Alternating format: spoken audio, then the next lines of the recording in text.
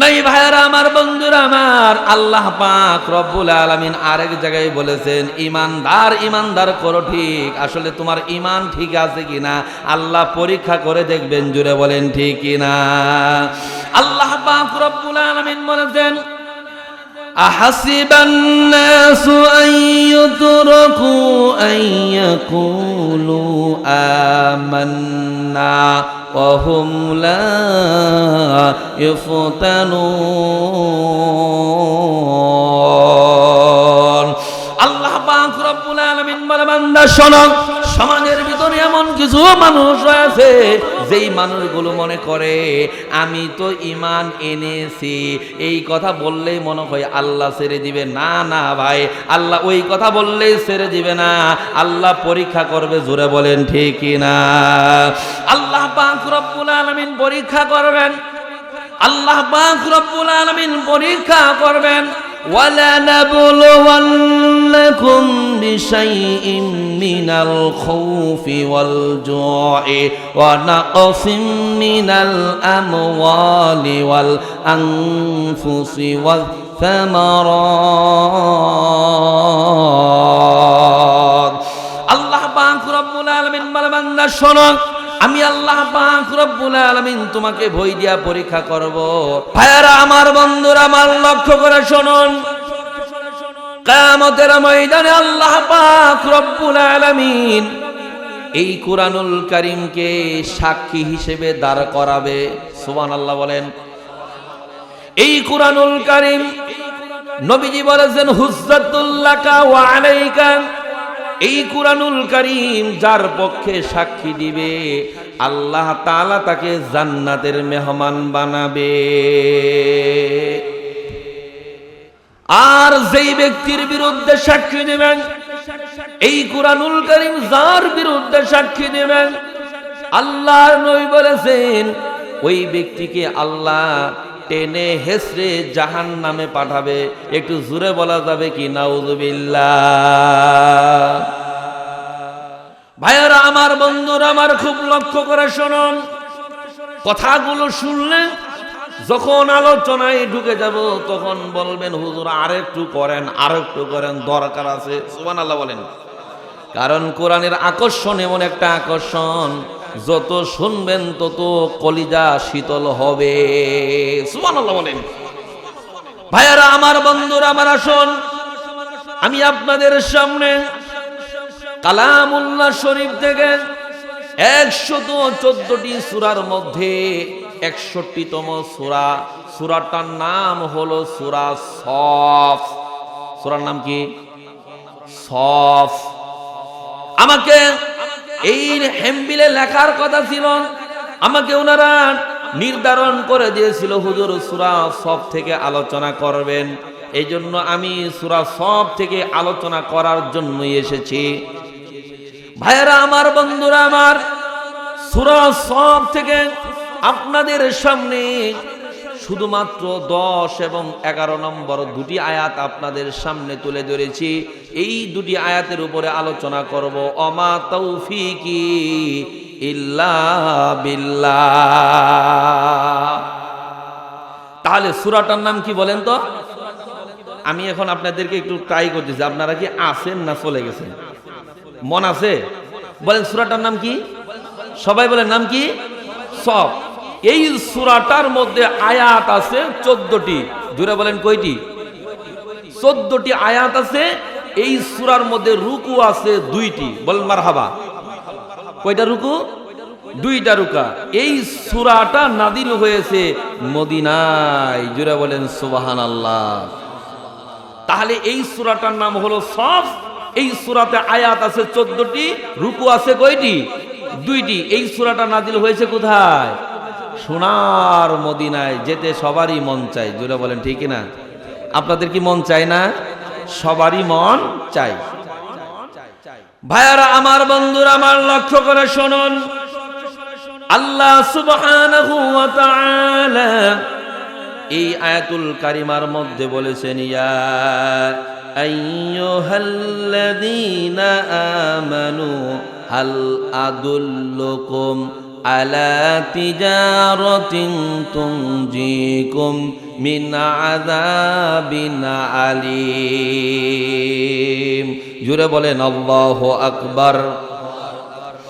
আল্লাহ পাক রব্বুল আলামিন বলেন, ইয়া আইয়ুহাল্লাযীনা আমানু, হে ঈমানদারগণ। এখানে যারা বসে আছেন আমরা সবাই কি? নিজের ঈমান নিয়ে গ্যারান্টি নাই। সবাই কি?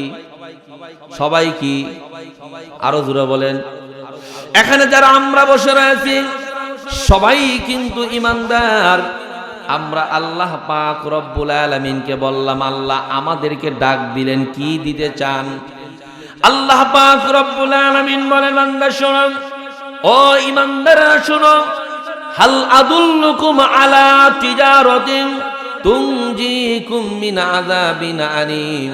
আমি আল্লাহ পাক রব্বুল আলামিন তোমাদেরকে কি এমন একটি ব্যবসার কথা বলে দিব যেই ব্যবসা করলে তোমরা কঠিন যন্ত্রণাদায়ক জাহান্নামের আগুন থেকে মুক্তি পাবা। জোরে বলেন সুবহানাল্লাহ। আমার শেরপুরবাসী ভাইয়েরা লক্ষ্য করে শুনুন, এটা হাসাহাসি করার জায়গা না, এটা হলো কুরআনুল কারীমের দর্স, কুরআনুল কারীমের মঞ্চ, কুরআনুল কারীমের তাফসীর। এখানে কুরআনুল কারীমের কথা হবে। যখন যেই মানুষটা যত মনোযোগ দিয়ে শুনবে আল্লাহ তাআলা তার আমলনামায় তত বেশি নেকি দান করবে। জোরে বলেন সুবহানাল্লাহ। আমার আল্লাহ পাক রব্বুল আলামিন বললেন, হে ঈমানদারগণ, আমি কি তোমাদেরকে এমন ব্যবসার কথা বলে দেব যেই ব্যবসা করলে যন্ত্রণাদায়ক শাস্তি জাহান্নামের আগুন থেকে মুক্তি পাবা? আমি প্রশ্ন করতে চাই, জাহান্নামের আগুন থেকে মুক্তি পাওয়া দরকার আছে না নাই? জাহান্নামের আগুন থেকে মুক্তি পাওয়া দরকার রয়েছে। আল্লাহ সুবহানাহু ওয়া তাআলা সূরা তাহরীমের মধ্যে বলেছেন, ইয়া আইয়ুহাল্লাযীনা আমানু কু আনফুসাকুম ওয়া আহলিকুম নারা। আল্লাহ পাক রব্বুল আলামিন বলেন, হে ঈমানদারগণ, নিজে জাহান্নামের আগুন থেকে বাঁচো, ওয়া আহলিকুম নারা, তোমার আহলদেরকে জাহান্নামের আগুন থেকে বাঁচাও। আমরা বললাম, আল্লাহ কেন জাহান্নামের আগুন থেকে আমার পরিবারকে বাঁচাবো, কেন জাহান্নামের আগুন থেকে নিজে বাঁচবো? আল্লাহ বলেন, ও বান্দা শোনো, ওয়াকুদুহান নাসু ওয়াল হিজারা। কেন না রে বান্দা শোনো, জাহান্নামের আগুনের যে লাকড়ি রয়েছে, ইন্ধন রয়েছে, ওই জাহান্নামের আগুনের জ্বালানোর জন্য যে লাকড়ি হবে, এই লাকড়ি হবে মানুষ এবং পাথর। জোরে বলেন নাউযুবিল্লাহ।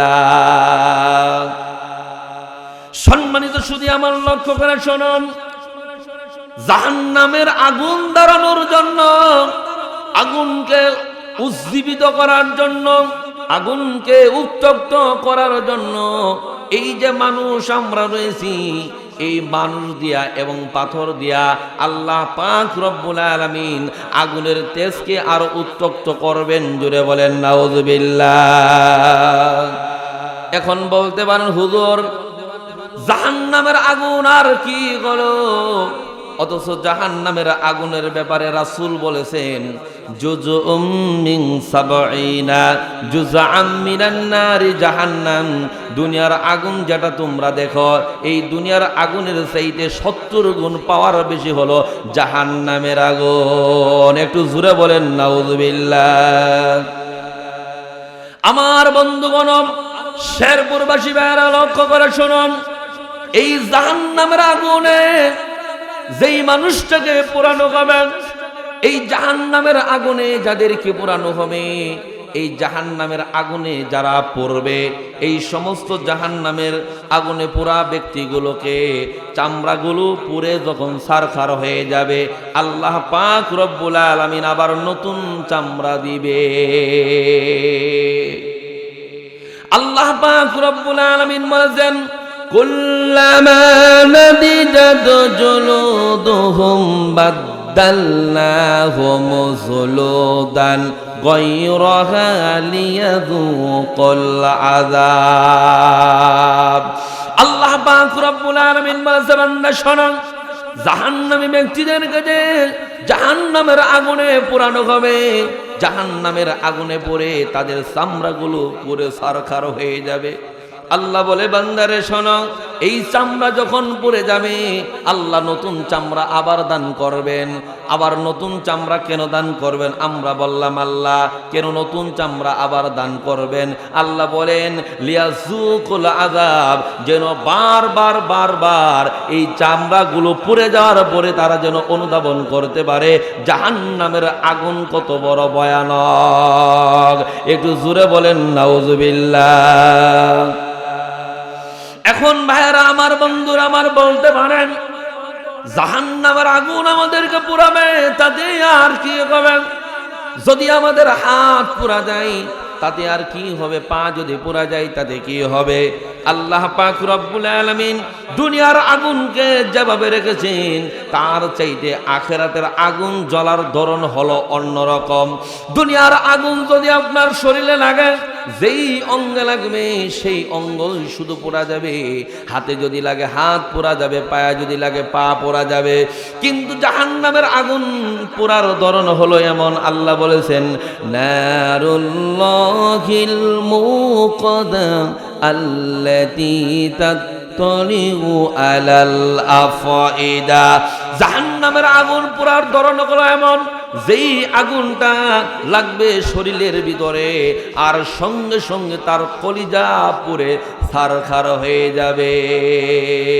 জোরে বলেন নাউজুবিল্লাহ জাহান্নামের আগুন আপনার শরীরে লাগবে যদি আপনার হাতের মধ্যে লাগে রে ভাই তাহলে আপনার হাত পোড়া যাওয়ার সাথে সাথে আপনার কলিজাটা পুড়ে ছারখার হয়ে যাবে এই জাহান্নামের আগুনে জ্বলবে যারা তাদের মতো দুর্ভাগ্যময় ব্যক্তি আর পৃথিবীতে কেউ হতে পারে না আল্লাহ পাক রব্বুল আলামিনের জন্যই বলেছেন যেই মানুষটা জাহান্নামের আগুন থেকে মুক্তি পেল জান্নাতে প্রবেশ করতে পারলো সেই ব্যক্তি হলো সফল একটু জোরে বলা যাবে কি সুবহানাল্লাহ আজ আমরা আমাদের দেশের ভিতরে ওই মানুষগুলোকে সফল মানুষ মনে করি যেই মানুষগুলো দুনিয়াতে মেম্বার হয় চেয়ারম্যান হয় অথবা সন্তানটা যদি বিসিএস ক্যাডার হয় অথবা কোনো চাকরিজীবী হয় অথবা সম্পদের মালিক থাকে আমরা মনে করি এই লোকটা বড় ধনী মানুষ এই লোকটা বড় সম্মানী মানুষ এই লোকটা বড় দামি মানুষ এই লোকটা সফল মানুষ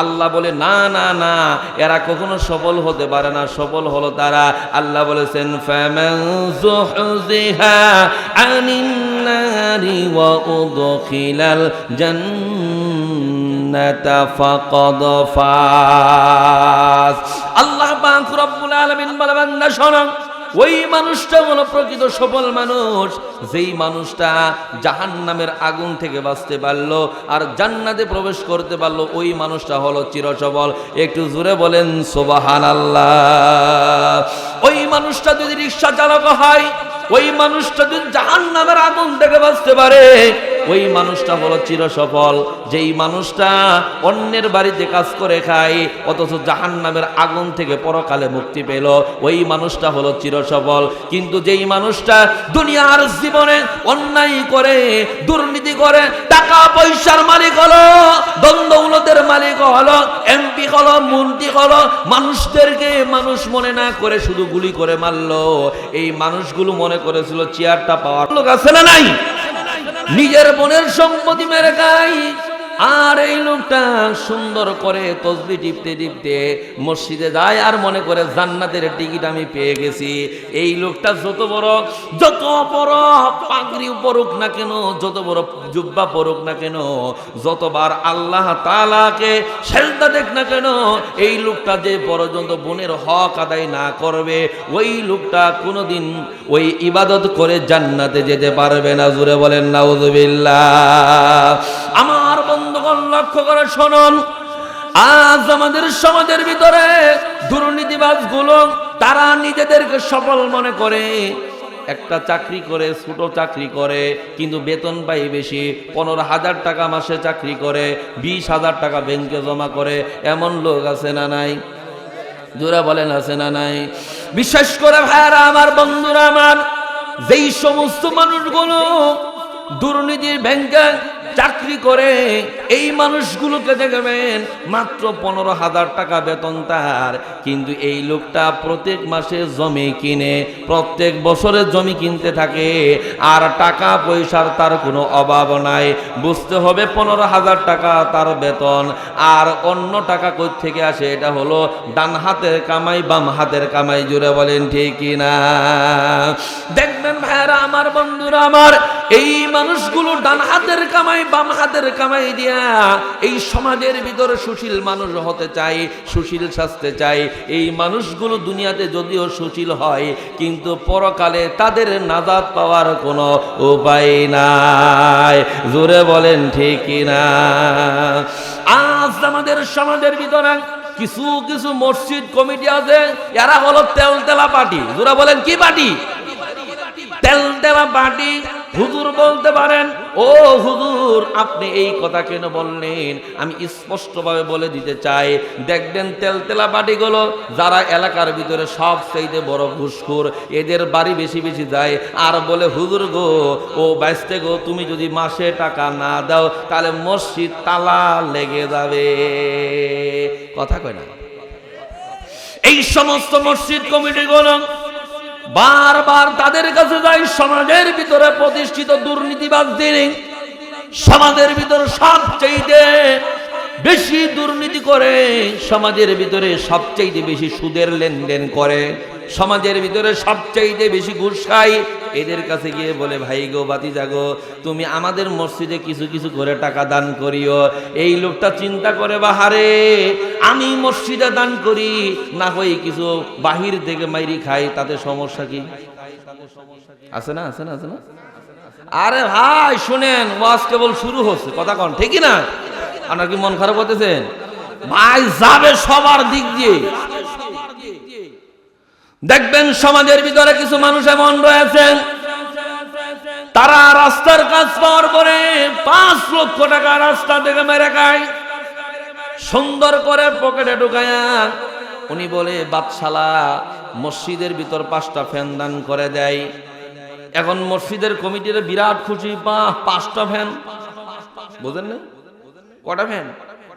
5টা ফ্যান দান করেছে। হুজুর কাটাকে বলে, হুজুর 5টা ফ্যান করেছে দান, এর জন্য একটু লম্বা দোয়া করে দেন। আমাদের দেশে হুজুরও কিছু তেলতেলা বাড়ি আছে, এরা টাকা পাইলে দোয়া বড় হয়। এই টাকাটা হালাল টাকা না হারাম টাকা, বাজগুজু করার তার সময় না। কথা কয় না? এই যে মাহফিলে কালেকশন করে না, দেখবেন খালি কো মারহাবা মারহাবা। যদি বলে 5,000 টাকা মারহাবা, একজন মানুষ 500 টাকা দান করছে, উনি আর মারহাবা ওই রকম ভাবে। অথচ যেই ব্যক্তি 5,000 টাকা দান করছে, ওই ব্যক্তি হালাল টাকা না হারাম টাকা উনারই জানা নাই। আর যিনি 500 টাকা দান করছে, উনি হালাল টাকা দান করছে। সুবহানাল্লাহ বলেন। এখন এই লোক 500 টাকা দান করি মনে মনে কই, কই রে, কষ্ট করার টাকা দান করলাম, হুজুর কিছুই যে কই না। এক লোকে আবার চিন্তা করে, উনি 500 টাকা দান করছে, ওনারটাই কিছু বললো না, আর আমি 100 টাকা দান করলে তো আর কিছুই বলবো না, ওর সাথে আমি যাই গে। কথা বলে না কেন? দেখবেন অনেক মানুষ আছে, কিছু কিছু মানুষ আছে, এই মানুষগুলোর চরিত্র হলো এমন, এরা মনের ভিতরে আক্ষেপ নিয়ে মসজিদ থেকে বের হয়, এরা বলে, আহারে আজকে আমার পোলাও যদি চাকরি করতো, ঘুষ যদি খাইতো, তাহলে আমিও মসজিদে গিয়া বড় গলায় গল্প করে কিছু টাকা দান করতে। কথা বলে না কেন? এই হুজুরটা এসে বললাম যে, হুজুর একটু সুন্দর দোয়া করে দেন। হুজুর বলতেছে, আল্লাহ যিনি করলো 5টা ফ্যান দান, তার বাড়ায়া দাও মান সম্মান। মা বাবা যদি মরে যায় থাকে, জান্নাতের বানায়া দাও মেহমান। এই লোকটা হাতে একটা সুন্দর করে তালি দিয়ে বলে, বাহ সুন্দর দোয়া হয়েছে। কি দোয়া? বিরাট দোয়া, সুন্দর দোয়া হয়েছে। ওই আবার যদি আমি রাস্তার কাজ পাই, 15 লক্ষ খামু, ডান পকেটে বাম পকেটে আমি 15 লক্ষ টাকা ঢুকাবো, আর মসজিদ মাদ্রাসায় 15টা ফ্যান দান করবো, কারণ তেলতেলা পাটি হুজুর যারা আছে তাদেরকে ডেকে আনবো আর বলবো হুজুর একটু দোয়া করে দেন। ওই সমস্ত হুজুরগুলো এমন দোয়া করবে বাপ দাদা 14 গোষ্ঠীরা জান্নাতে ঢুকায় দিব। কি কথা বলেন ঠিকই না? আরে ভাই এত দুর্নীতি করে দুনিয়াতে টাউডারি করে যতই বাহাদুরি করেন না কেন আল্লাহ ধরবো ধরবো ধরবো। তোমার কপাল পুরা, তুমি সুদের লেনদেন করো, তুমি মনে করো ছেলের জন্য করে গেলাম, তোমার ছেলে তুমি মারা যাওয়ার পরে গাঞ্জাখোর, তোমার ছেলে হিরোইন খোর, তুমি মারা যেতে না যেতে তুমি তোমার জীবন আছে ও মতো অবস্থায় তোমার ছেলে তোমারে দইরা টিপ সই নিয়া তোমার চোখের সামনে তোমার সম্পত্তি বিক্রি করব, তুমি খালি করো কল্লোডারে কি কথা বলে না কেন? আপনার কি মন খারাপ করতেছেন? সফল মানুষ, আহারে আমাদের দেশে দেখবেন কিছু মানুষ সফল হওয়ার জন্য নিজের মাকে নিজের বাবাকে ফালাইয়া রাইখা বউ আর পোলা নিয়ে শহরে যায় বাসা ভাড়া নিয়ে থাকে। ওনারা মনে করে আমরা সফল মানুষ হতে চাই। ভাই ওই সমস্ত সন্তানেরা কোনোদিন সফল হতে পারে? এজন্য আবার মহিলারা কি আছে এই সমস্ত স্বামীকে বুদ্ধি দেয় মহিলারা, কথা কয় না কারা বুদ্ধি দেয়? মহিলারা বুদ্ধি দেয়। বুদ্ধি দেয় কি জানো? ও স্বামী শোনো, আমার ছেলে নাজমুল হাসান, নাজমুল সাকিব, এত সুন্দর ছেলে, মাথার ব্রেন, ওদের মাস্টারে কইছে এই গ্রামে পড়াশোনা হবে না, আর এই গ্রামের পড়াশোনা দিয়ে পোলা মানুষ হবে না, চলো আমরা শেরপুর সদরে গিয়ে একটা বাড়ির বাসা বাড়ি নিয়ে ওই জায়গায় থাকবো, সারাদিন খালি পোলা পড়বো আর পড়বো, কথা কয় না? এইটা ভিজে পাম, ভিজে পাম। তার মানে কি জানেন? আপনার বউ চাইতাছে আপনি যে বাড়িতে থাকেন, আপনি যে টাকা পয়সা কামাই করে আনেন, ওই মাঝে মাঝে শ্বশুর বাড়ির কিছু যে শালার সম্বন্ধী আর শালি, আর মাঝে মাঝে যে শাশুর শাশুড়ি আসে, এখন বৃদ্ধা মা তো দেখে দেখে দেখ ওই পোলাটার সব শেষ করে দিল। এখন এই বেডির চিন্তা, এই মহিলার চিন্তা হলো এমন জায়গায় স্বামীরে নিয়ে যাবো, ওই জায়গায় আমার মাও আসবো, ভাইও আসবো, বোনও আসবো, কিন্তু কথা বলার কেউ থাকবো কি? কথা বুঝেন না? আমাদের দেশে কিছু কিছু পুরুষ আছে গো, এরা পুরুষ না কি আল্লাহই ভালো জানে। মনে করেন বগুড়া চলে গেলেন, বগুড়া যাওয়ার পরে বগুড়ার মিষ্টি দই আপনি কিনে আনলেন, বাপের নিজের বাড়িতে আনলেন, কষ্ট করে কামাই আয়োজন করে নিয়ে আসলেন। আসার পরে আবার এই যে আপনার দইয়ের যে একটা বাসন রয়েছে, দইয়ের যেটা পুটলা রয়েছে, এই দইয়ের পুটলাটা এনে সর্বপ্রথম গো সকিনার মাও তুমি কই গো, একটু সামনে আসো। এই সকিনার মায়ের হাতে তুলে দিলেন।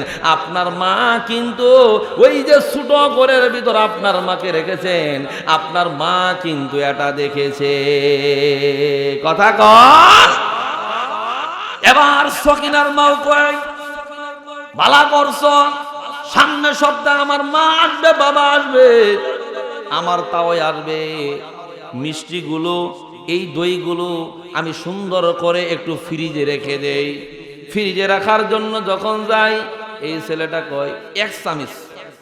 কই চামিচ?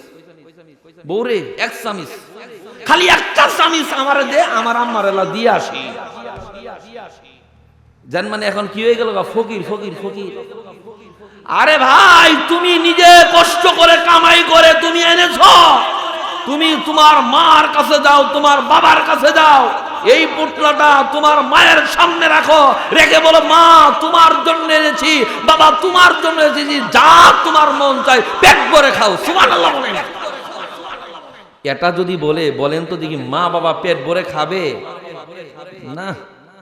দিয়ে দেখেন একদিন মা বাবার সামনে যদি এই প্লেটটা রাখেন, মা বলবে আমার নাতি সাবদুল কোথায়, জব্দুল কোথায়, তারপরে সকিনা কোথায়, এদেরকে ডাক দাও। এদেরকে ডাক দিয়ে এনে উনি ভাগ করতে করতে করতে করতে দেখবে উনার প্লেটে কিছুই নাই, তারপরে কলিজাটা ঠান্ডা, জুড়ে বলেন সুবহানাল্লাহ। কিন্তু এটা আমরা করি না, বইয়ের হাতে তুলে দিয়ে তারপরে কই ফকিরের মতো একটা স্বামী যদি দিতে মায়েরা একটু খাওয়াইতাম। ওরে ব্যাকল, এরা দুইটা থাবড়া লাগানো দরকার। কথা কন ঠিক কিনা? কি লাগানো দরকার? থাপড়া লাগানো দরকার। বইয়ের বুদ্ধি শুনে তুমি সব করবা।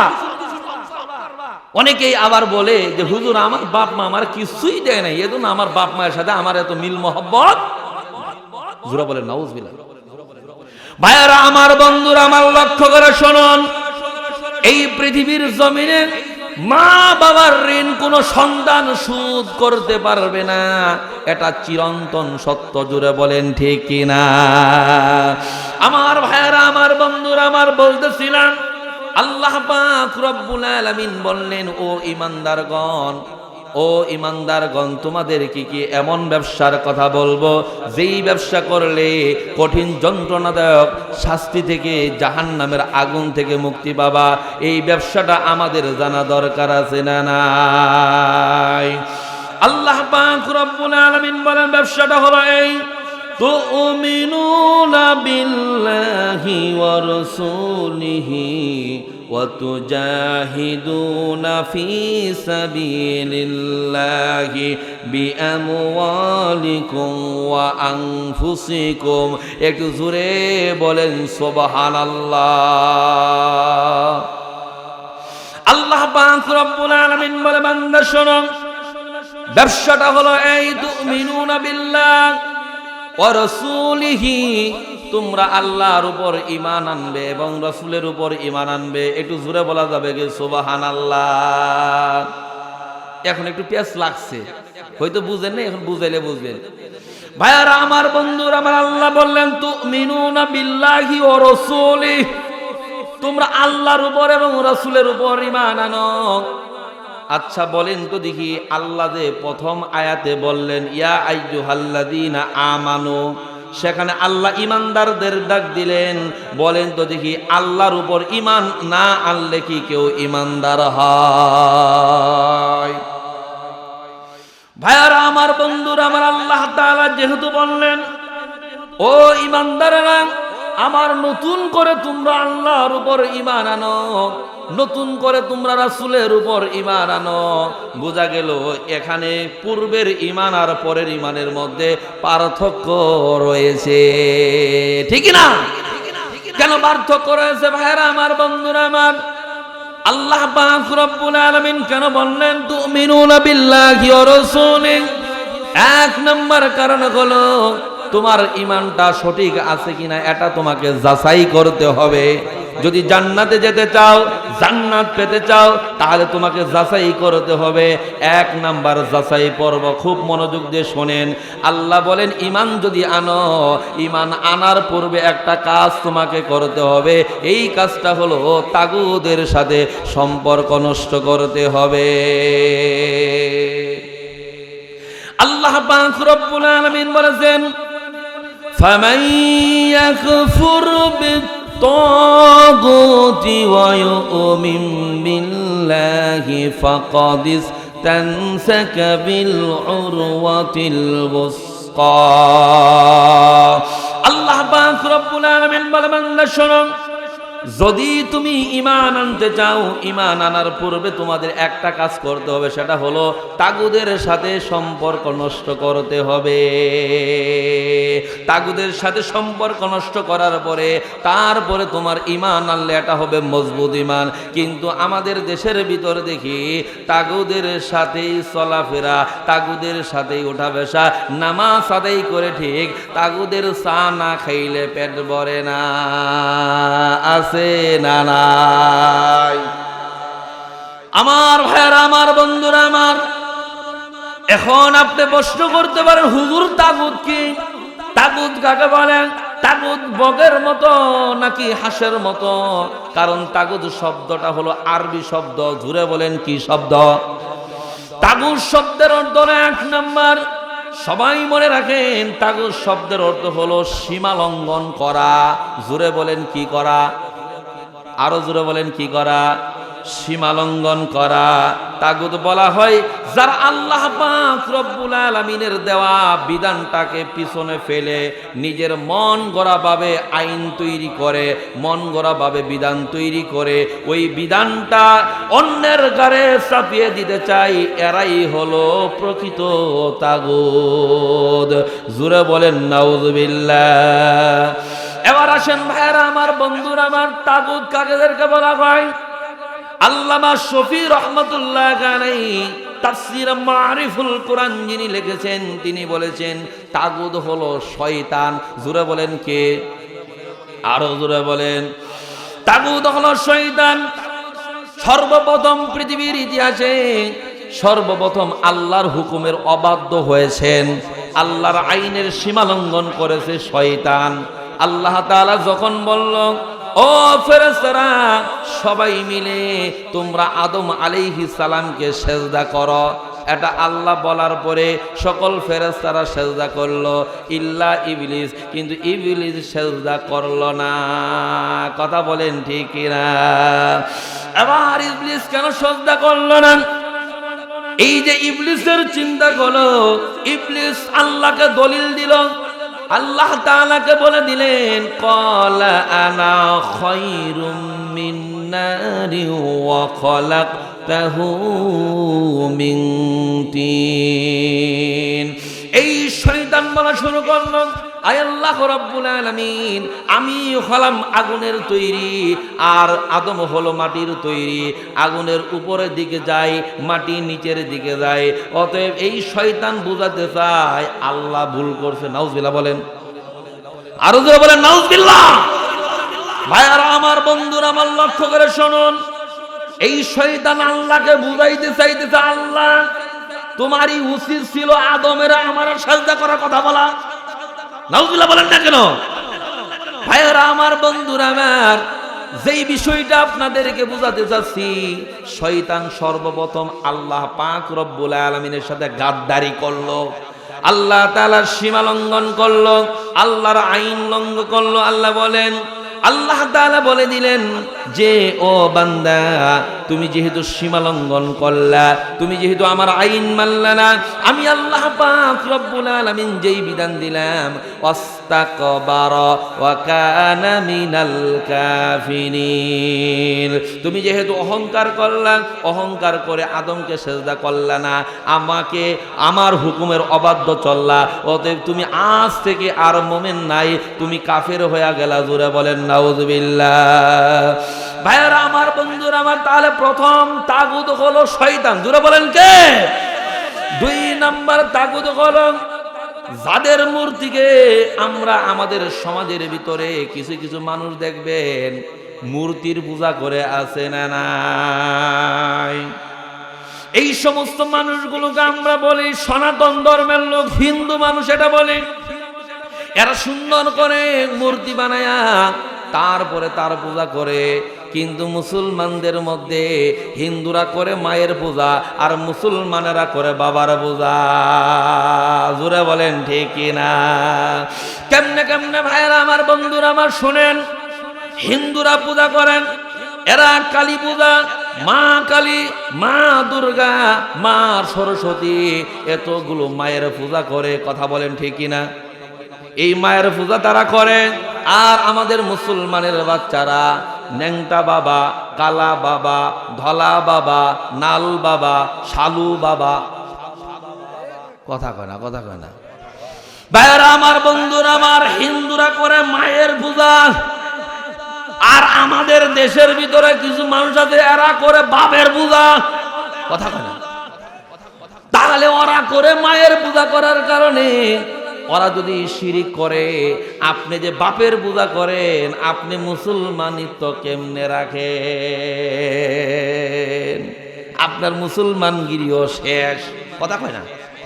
আপনার মুসলমানগিরি কি শেষ? মহিলারা কিন্তু দেখবেন খালি যদি শোনে ওই এলাকায় একটা পাথর বাইর হইছে, ওই পাথরটা পেটের মধ্যে লাগাইলে বাচ্চা বেরো, সন্তান বেরো, দেখবেন এই মহিলাদের আর খুঁজে পাবেন না। আপনার ঘরে বউ থাকবো কিনা আল্লাহই ভালো জানে। উনি যা কি করবো জানেন? এই পাথরটা এইভাবে পেটের মধ্যে নিয়ে আল্লাহ এটা দিও গো, কথা বলে না কেন? আবার কিছু কিছু মানুষ দেখবেন কোন জায়গায় গিয়ে দেখবেন এই সমস্ত মহিলাগুলো দেখবেন, এই মহিলাগুলো মাজারে গিয়া এরকম করে হাত জোর করিয়া সেজদা করিয়া বলে, বাবা গো একটা পোলা দাও। কথা কয় না। পোলা দেয়ার মালিকে, মেয়ে দেয়ার মালিকে। ভাইয়ারা আমার, বন্ধুরা আমার, লক্ষ্য করে শুনুন ভাইয়ারা, যেই সমস্ত মানুষগুলো পীরের মাজারে গিয়া সন্তান চায়, বুঝতে হবে এদের ঈমান নাই। এদের ঈমান কুলুস, বাদ, ক্যান্সেল। কেন? যা করছিল সব শেষ। আল্লাহ বলছেন, ওয়া মাইয়ুশরিক বিল্লাহি ফাকাদ হারামাল্লাহু আলাইহিল জান্নাহ। যেই মানুষটা শিরক করবে, আল্লাহ পাক রব্বুল আলামিন ওই সমস্ত ব্যক্তিদের জন্য জান্নাতকে হারাম করে দিবে। জান্নাত যদি হারাম হয়ে যায়, হালাল হলো জাহান্নাম। কথা কোন ঠিক কিনা? এই জন্য ভাইয়ারা আমার, বন্ধুরা আমার, আপনাদের রাগ করার জন্য বলতেছি না, শুধুমাত্র বিবেকের মধ্যে আপনাদের প্রশ্ন রেখে গেলাম। সন্তান দেওয়ার মালিক যদি আল্লাহ হয়, ওই আল্লাহর কাছে চাইতে হবে, কোন মাজারে গিয়ে চাইলে হবে না। চাবো কার কাছে? আরো জোরে বলেন, কার কাছে? ভাইয়ারা আমার, বন্ধুরা আমার, হযরত ইব্রাহিম আলাইহিস সালামের সন্তান দরকার। কার কাছে চাইলেন? আল্লাহকে বললেন, রব্বি হাবলি মিনাস সলিহিন। আল্লাহ রাব্বুল আলামিন আমাকে সন্তান দান করেন, নেককার সন্তান দান করেন। আল্লাহর কাছে চাইলেন। আর ওই ইব্রাহিম আলাইহিস সালামের সন্তানেরা মাজারে গিয়েছে।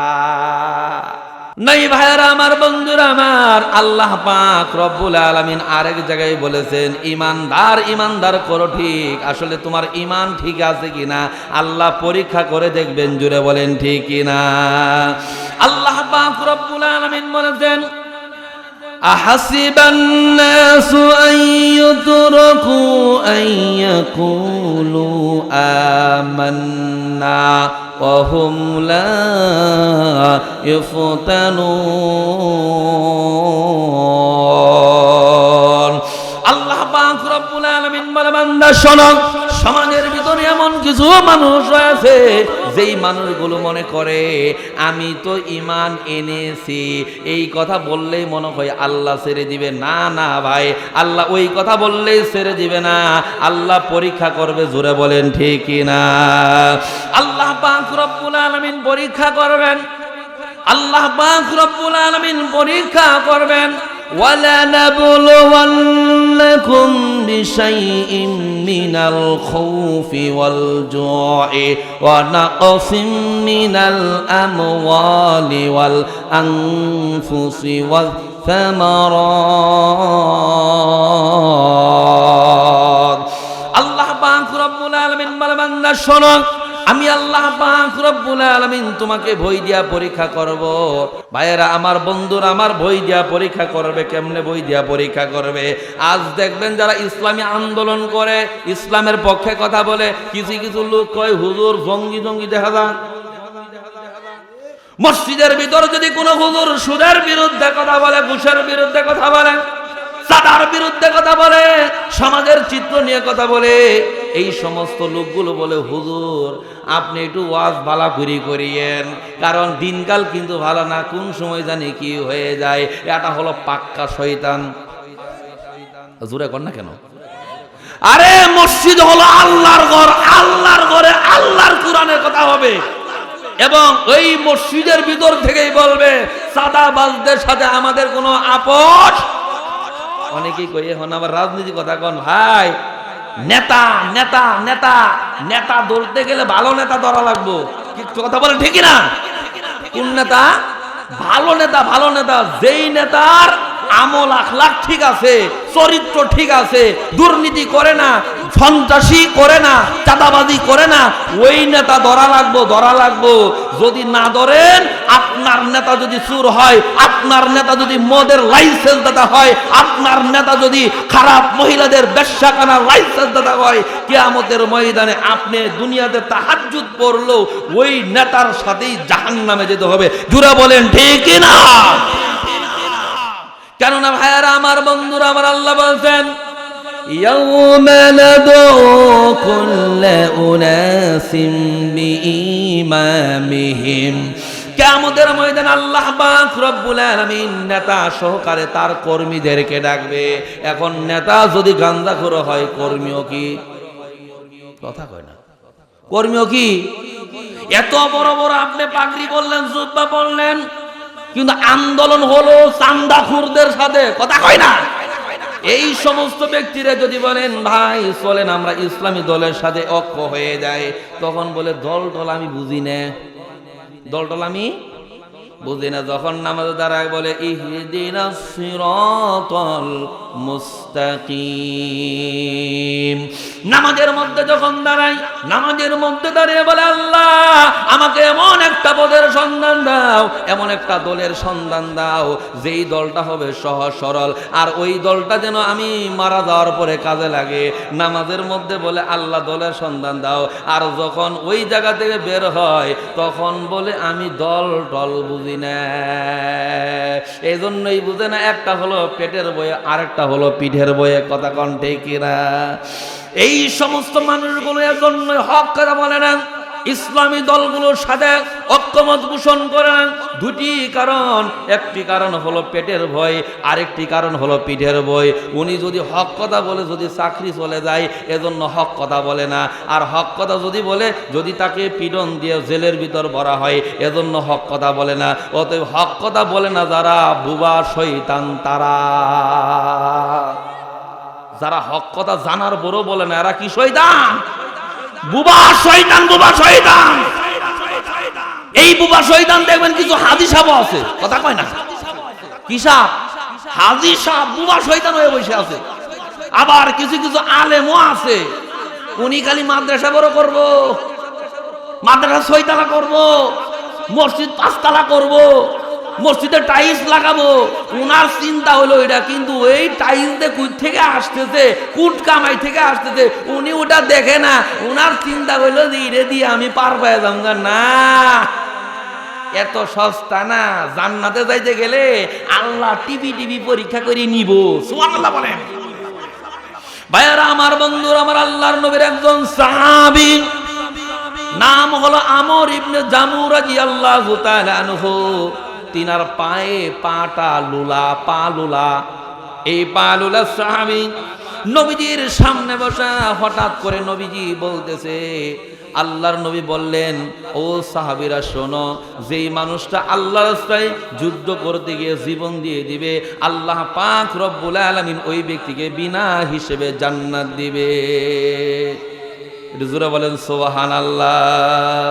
কেননা নবীজি বলেছেন, যেই মানুষটা আল্লাহর দিন কায়েম করার জন্য, যেই মানুষটা আল্লাহর দিন প্রতিষ্ঠা করার আন্দোলন করতে গিয়া শাহাদত বরণ করে, ওই লোকটার শরীর থেকে যেই রক্তটা পড়ে, ওই রক্তটা পড়ার, জমিনে পড়ার পূর্বেই আল্লাহ তাআলা তার জিন্দেগির সব গুনাহ খাতা মাফ করে দেয়। সেই সাহাবী যখন বলেছেন, শুনেছে যে ব্যক্তি যুদ্ধের ময়দানে গিয়ে শাহাদাত বরণ করে, আল্লাহ তাআলা তারে মাফ করে দেয়, মনের ভিতরে শান্তি আসে। সুবহানাল্লাহ বলেন। জান্নাতে যাওয়ার নেশা আমাদের চাইতে সাহাবীদের কম ছিল না বেশি ছিল? আরো জোরে বলেন, কম ছিল না বেশি ছিল? ভাই, আল্লাহর নবীর সাহাবীদের জান্নাতে যাওয়ার আশা ছিল এমন, মুখের মধ্যে মদ নিয়েছে, খাবে, এই সময় শুনেছে আল্লাহ মদ হারাম করেছে, এই মুখের মদটা পর্যন্ত তারা গিলা বাদ দিয়া উগলায়া জমিনের মধ্যে ফেলে দিয়েছে। কারণ তাদের চিন্তা হলো আমাকে জান্নাতে যেতে হবে। সুবহানাল্লাহ বলেন। ভাইয়ারা আমার, বন্ধুরা আমার, স্বামী আমার, নবীজির কথা শুনে বাড়িতে আসলেন, এসে তার বন্ধু বান্ধবদেরকে বললেন, বন্ধুরে আমার মন চাই আমি যেন যুদ্ধের ময়দানে গিয়া শাহাদত বরণ করি। সুবহানাল্লাহ বলেন। এই কথা বলার সঙ্গে সঙ্গে তার বন্ধুরা বললেন, ও বন্ধু শুনো, তোমার দ্বারা যেটা হবে না তুমি সেটা বলিও না, কারণ তোমার পা লুলা, তুমি চলতেও পারো না, হাঁটতেও পারো না, তুমি অন্যের কাঁধে ভর করে চলো, তুমি কেমনে তুমি শাহাদত বরণ করবা, দুস্থ এটা তুমি বলিও না। এই কথা শোনার পরে মনটা খারাপ হয়ে গেল। সেই স্বামী চলে গেলেন ঘরের ভিতরে। ঘরে যাওয়ার পরে বিবিকে বললেন, বিবি রে আমার বউ চাই আমি যুদ্ধের ময়দানে যাই। বিবি ডাক দিয়ে বলে, ও স্বামী আমি স্বপ্নে দেখলাম তুমি যুদ্ধের ময়দানে গেছো, কাফেরেরা তোমার দৌড়াইতেছে, আর তুমি দৌড় খাইয়া তুমি দাবরানি খাইয়া তুমি ঘরে ঢুকে আসছো, তার মানে তোমার দ্বারা যুদ্ধ হবে না। জুড়ে বলেন নাউযুবিল্লাহ। আল্লাহর নবীর সাহাবীর স্ত্রী এইভাবে তিনাকে একটু কটুভাবে কথাটা বলেছে, আর সাহাবীর কলিজাটা পুড়ে গেছে। কথা বলেন ঠিক কিনা? ঘরের মানুষ যদি এই কথা বলে তাহলে তো আর কষ্ট লুকানোর কোনো জায়গা নাই। এবার বিবিকে ডাক দিয়ে বলে, বিবি রে আমি যেটা বলেছি সেটাই করে ছাড়বো, আমি আল্লাহর কাছে দোয়া করতেছি, আল্লাহ আল্লাহ রাব্বুল আলামিন আমার শাহাদাতের মরণ ছাড়া আমার যেন মরণ না হয়। বলেছে আল্লাহর কাছে, আল্লাহ সঙ্গে সঙ্গে কবুল করে নিয়েছেন। জুড়ে বলেন সুবহানাল্লাহ। এবার স্বামী নবীজির দরবারে গিয়ে বললেন, ইয়া রাসূলুল্লাহ নবীজি আমি যুদ্ধের ময়দানে যেতে চাই, আমার জীবনটাকে ইসলামের জন্য, দিনের জন্য, দিন কায়েমের জন্য, কোরআন প্রতিষ্ঠার জন্য আমার জীবনটাকে উৎসর্গ করে দিতে চাই। আল্লাহর নবী ডেকে বললেন, সাহাবীরা শোনো, তোমার যে অবস্থা, তোমার পায়ের সমস্যা, তুমি যুদ্ধের ময়দানে যেতে পারবা না। এই কথা শোনার পরে সাহাবীর মনটা একেবারে ভেঙে গেল। নবীকে ডেকে বলি, ইয়া রাসূলুল্লাহ নবীজি আমার মনটা চাই আমি যুদ্ধের ময়দানে যাই, আর যুদ্ধের ময়দানে কাফেরদের সাথে লড়াই করি, আর এই লড়াই আমি যেন জীবনটা বিলিয়ে দেই। জোরে বলেন সুবহানাল্লাহ। আল্লাহর নবীর স্বামী যখন এই কথা বলেছে, কারণ আল্লাহর নবী শুধুমাত্র দুনিয়াবি ডাক্তারের মতো না, তিনি তো রুহানি ডাক্তার। রাসূল বলেন, সাহাবীরে তোমার মনের যে চেতনা আমি বুঝতে পেরেছি, তুমি যুদ্ধের ময়দানে যাবা। উহুদের যুদ্ধের ময়দান কায়েম হয়ে গেল। আল্লাহর নবীর স্বামী রওনা করলেন, যুদ্ধের ময়দানে যাবে। সন্তান তার 4টি ছেলে ছিল, সামনে দাঁড়িয়ে বলে, বাবা গো আমরাই যুদ্ধের ময়দানে যাচ্ছি, তোমার যুদ্ধের ময়দানে যাওয়া দরকার নাই। ও বাবা শোনো, আমরা যুদ্ধের ময়দানে যাব, আমরা যদি শাহাদাত বরণ করি কিয়ামতের ময়দানে শহীদের বাবা হইয়া আল্লাহর দরবারে দাঁড়াবা। এবার সন্তান যখন বলেছে, বাবা ডেকে বলে, বাবা রে শোন, তোর জান্নাত দরকার আছে, আমার নাই। সুবহানাল্লাহ বলেন। সন্তানকে ডেকে বলে, বাবা শোনো, তোমার জান্নাতের যেমন দরকার আমারও তেমন দরকার। অতএব তুমি যদি যুদ্ধের ময়দানে শাহাদত বরণ করো, এটা তোমার জন্য ভালো হবে। আমিও চাই আমি যুদ্ধের ময়দানে গিয়া শাহাদত বরণ করি। এই কথা বলেছে সন্তানগুলো, কিন্তু বাবা মানে নাই। তার চিন্তা হলো আমি যুদ্ধের ময়দানে যাব, দিন কায়েমের আন্দোলন করতে যাব, আমার পা আছে না আছে এটা দেখার দরকার নাই। জুড়ে বলেন সুবহানাল্লাহ। আল্লাহর নবীর স্বামী যুদ্ধের ময়দানে চলে গেলেন। যুদ্ধ চলতেছে, আল্লাহর নবীর সাহাবী পা লুলা সাহাবী, এই সাহাবী হাতের মধ্যে তরবারি নিয়ে বীর বিক্রমের মতো যতটুকু সাধ্য রয়েছে রে ভাই, এই সাধ্য নিয়ে এসে যাচ্ছে। হঠাৎ করে তালহা রাদিয়াল্লাহু তাআলা আনহু দূর থেকে দেখতেছে এই সাহাবীটা যুদ্ধের ময়দানে যাচ্ছে, আর কাফেরেরা তার দিকে আসতেছে। হঠাৎ করে তাকায়া দেখে এই সাহাবীটাকে ধরে ফেলেছে কাফেরেরা। আর কাফেরেরা ধরার সঙ্গে সঙ্গে যেই পাটা লুলা ছিল, এই পাটা আঘাত করে তার দেহ থেকে পাটা আলাদা করে দিয়েছে। সাহাবী তারপর যুদ্ধের ময়দান থেকে কোনো অনুনয় বিনয় করলেন না কাফেরকে, সে যুদ্ধের প্রস্তুতির মতোই চলতেছে। তারপর আবার তার আরেকটা পা কেটে দেওয়া হলো। যখন দুটি পা কাটা হলো, দেহ থেকে আলাদা হয়ে গেল। সেই সাহাবী তার বরং তার তরবারি ছাড়ে না, হঠাৎ করে আরেকটা কাফের এসে তার ডান হাতটা কেটে দিল, কবজি পর্যন্ত, কোনই পর্যন্ত কেটে দিল। তারপরও সে যুদ্ধের ময়দান থেকে এক চুল পরিমাণ সে বলতেছে না আমাকে ক্ষমা করে দাও, বলার কোনো সুযোগ নাই। তারপর বাম হাত কেটে দেওয়া হলো, হাত কেটে দেওয়া হলো, পা কেটে দেওয়া হলো। তারপর তার জবান দিয়ে বলতেছে আল্লাহর জমিনে আল্লাহর দ্বীনের বিজয় হোক আমি চাই। সুবহানাল্লাহ বলেন। আল্লাহর জমিনে আল্লাহর দ্বীনের বিজয় হোক আমি চাই, এই কথা বলতেছে। হঠাৎ করে আরেকটা কাফের এসে সঙ্গে সঙ্গে ওই সাহাবীর গলার মধ্যে ছুরি দিয়া এই গলাটা, দেহ থেকে তার গলাটা আলাদা করে দিয়েছে। আল্লাহর নবীর সাহাবী দুনিয়া থেকে বিদায় নিয়ে চলে গেলেন। এদিক দিয়ে আল্লাহর নবীর কাছে যখন খবর পাঠানো হলো, আল্লাহর নবী যখন জানলেন, আল্লাহর নবী এই সাহাবীর কথা শুনে মনক্ষুণ্ণ হয়ে গেলেন। আল্লাহর নবীর সাহাবী এবার সকল সাহাবী যারা ইন্তেকাল করেছে উহুদের ময়দানে, তাদের লাশগুলো একত্র করা শুরু করলো। লাশগুলো একত্র করতেছে। হঠাৎ করে একটা সাহাবী এসে ওই যে স্ত্রী, তার কাছে গিয়ে বলল, ও আমর ইবনে জামুর স্ত্রী, শোনো, তোমার স্বামী না যুদ্ধের ময়দানে গিয়া শাহাদত বরণ করেছে। সেই স্বামী স্ত্রী কান্না না করে সে অন্যরকম মনোভাব নিয়ে বলতেছে আলহামদুলিল্লাহ। এবার বলা হলো, শোনো, শুধু তোমার স্বামী ইন্তেকাল করেছে তাই না, তোমার ছেলেটাও শাহাদাত বরণ করেছে। সে বলল ডাবল আলহামদুলিল্লাহ। এবার বলল তোমার ছেলে মারা গেল, তোমার স্বামী মারা গেল, তুমি কেন আলহামদুলিল্লাহ বললা? এবার মেয়েটা ডেকে বলে, ও ভাইয়ারা শোনো, আল্লাহর নবীর সাহাবীরা তোমরা শোনো, আল্লাহর নবীর কাছে শুনেছি কিয়ামতের ময়দানে শহীদদের মা যারা হবে তাদেরকে আল্লাহ তাআলা স্পেশাল সওয়াব দান করবে, আর শহীদের স্ত্রী যারা হবে তাদেরকে স্পেশাল সওয়াব দান করবে। আজকে আমার স্বামী শাহাদাত বরণ করেছে, আমার ছেলে শাহাদাত বরণ করেছে, কিয়ামতের ময়দানে আমার স্বামী, আমার সন্তান, এই দুইটার উসুলায় আমি কিয়ামতের ময়দানে উচ্চ সম্মানিত ব্যক্তি হয়ে যাব। আরো জোরে বলেন সুবহানাল্লাহ। আমার বন্ধুগণের জন্য শুধুমাত্র ছেলেরা ইসলামের পক্ষে কাজ করবে তাই নয়, মহিলারাও কাজ করতে হবে। কথা বলেন ঠিক কিনা? ইসলাম যেমন ছেলেদের দরকার তেমনি মেয়েদের দরকার। ইসলামের জন্য ছেলেরা যেভাবে কোরবানি হয়েছে মেয়েরাও কোরবানি হয়েছে। আল্লাহ পাক রব্বুল আলামিন আমাদের সবাইকে ইসলামের পথে কবুল আর মঞ্জুর করেন। সকলে বলেন আমিন।